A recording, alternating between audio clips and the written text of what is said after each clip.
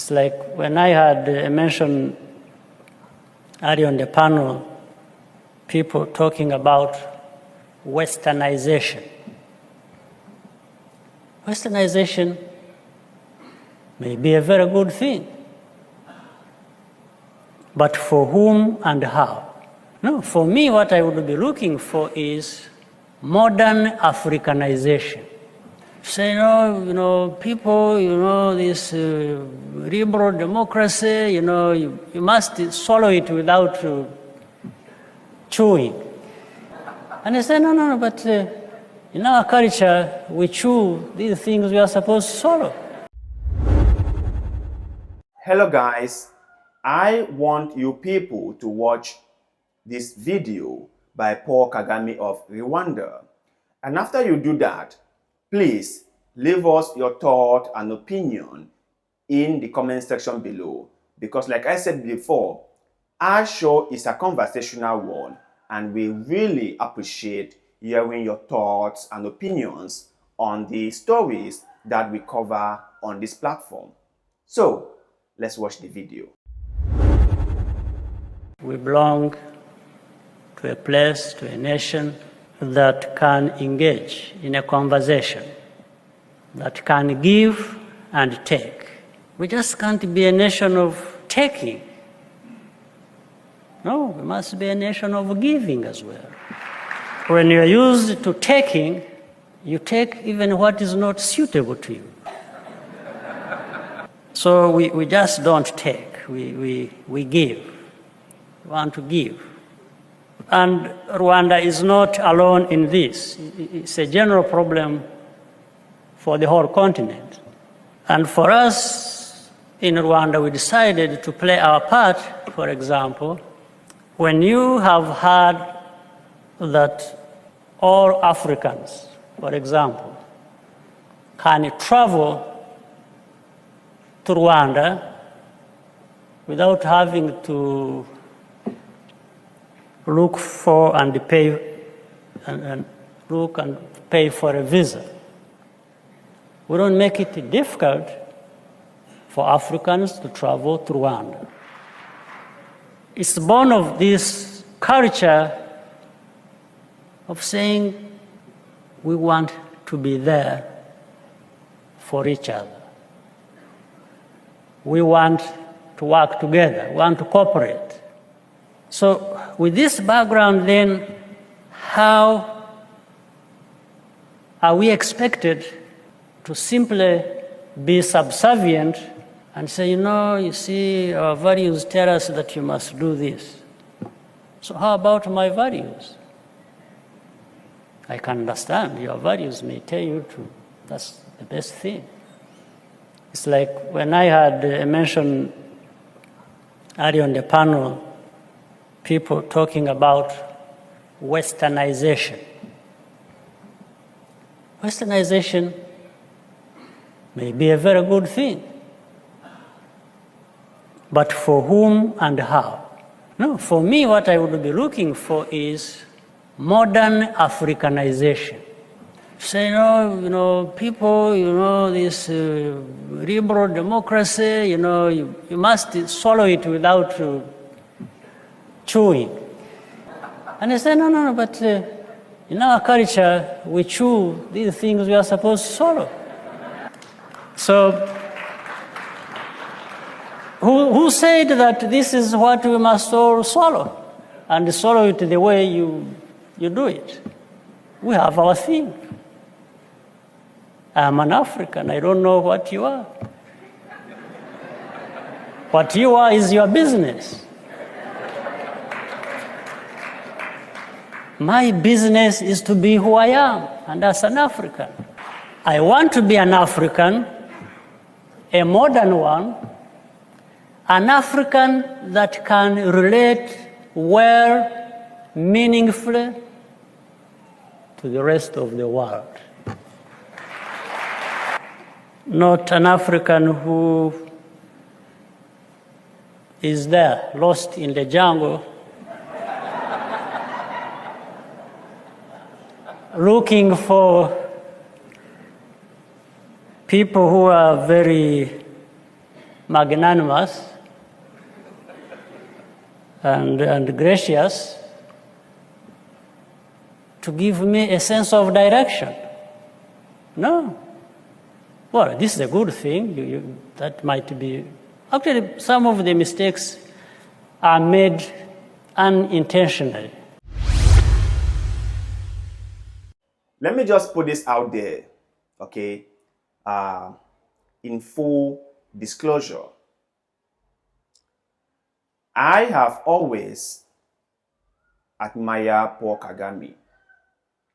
I have always viewed him as someone who is doing his best to better up the lives of the people in Rwanda.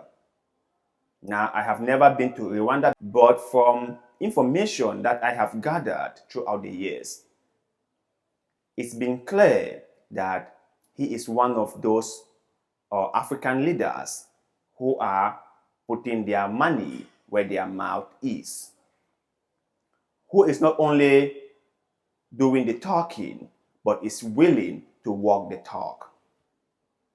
Unlike some other leaders in Africa who are just noisemakers, Paul Kagame has transformed Kigali into a modern city that most Africans are proud of. Kigali is one of the most beautiful cities in the world, and Rwanda is one of the most developing countries in the world. So all this is kudos to Paul Kagame. Like I have said before, if you have a leader who has vision, a country thrives and grows. If you have a leader who knows what the people need, who knows what direction to take the people to, the people quickly fall in line. Because agree with me or disagree, but I believe that a leader is that person who needs to set an example for others to follow. A leader is that exemplary entity or person who needs to create a path for his people to follow. If you have a leader who has no ambition of fixing the country, no matter what the people do, the country won't go anywhere. But if you have a leader who is pushful, who understands what needs to be done, and who is willing and able to stir the people to the right direction, even if the people are unwilling to go or to do what was necessary, they will do it because the leader will tell them what needs to be done and will encourage them to follow along. Now, Paul Kagame has had his own issue throughout the years. Some people have accused him of being an authoritarian. Some people said he is a dictator. People in DR Congo have accused him of orchestrating division in their country. Some of them have even accused him of being the main backer of the insurgency group. It's called the M23. The people in Burundi are making a similar claim. That was a couple of weeks ago. Burundi shut down their border with Rwanda, citing Rwanda supporting insurgency group that are destabilizing Burundi. Let me just say this. If you would not attend to your problems, if you would not rally your people together, but rather spend all your time blaming your neighbors, I think you are partly to be blamed for the problem. Now, let me be clear.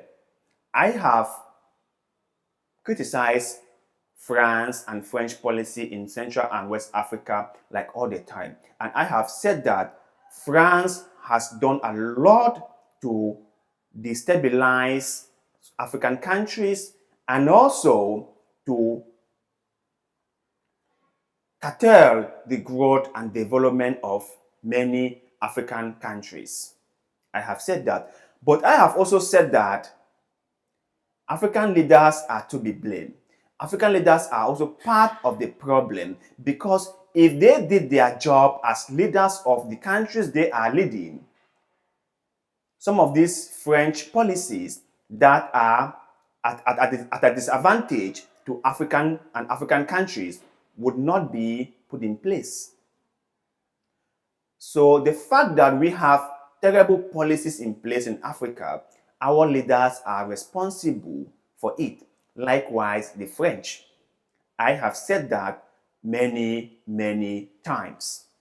So coming back on DR Congo and Burundi just spending their time accusing Rwanda for funding rebels in their countries, I would suggest they re-examine themselves and ask themselves, why are our people willing to side with foreigners against us? If Burundi, the leadership, could sit down and ask themselves this question: what can we do to tip this narrative in our favor? What can we do to make sure that our people, the insurgency group, do not side with Rwanda, rather with us? What can we do to unite our country?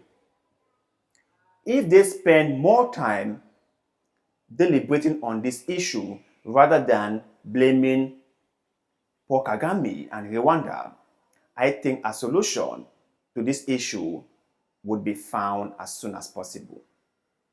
But that is very challenging. That requires a lot of work, dedication, attention. So it's way more easier to just blame other people.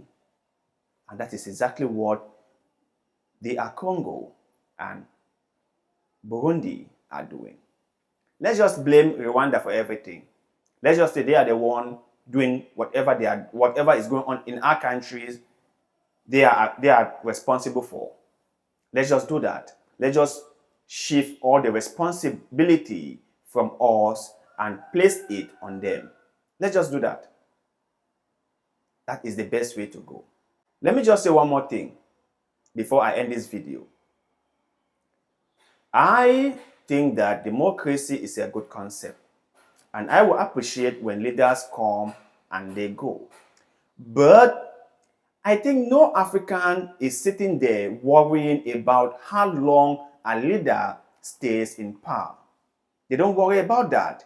They just worry if they are able to have good health care, if they can feed their children, if they can send them to school, if they can have good quality jobs, if they can have good accommodation. That is what most Africans are thinking about. You hardly meet an African who wakes up in the morning and start pondering on who was governing their country, or if the leader leading the country has been there for 10, 20, 30 years. No. When an African wakes up in the morning, they worry about their own personal life and what they will do to better up their lives. That is what they worry about. So, if a leader can stay in power and they make sure that his people are well taken care of, good and fine. But in Africa, it's quite a different story altogether. Leaders will stay in power for many, many years, and they will do nothing to help the people get ahead. That has been the problem. That has been the problem.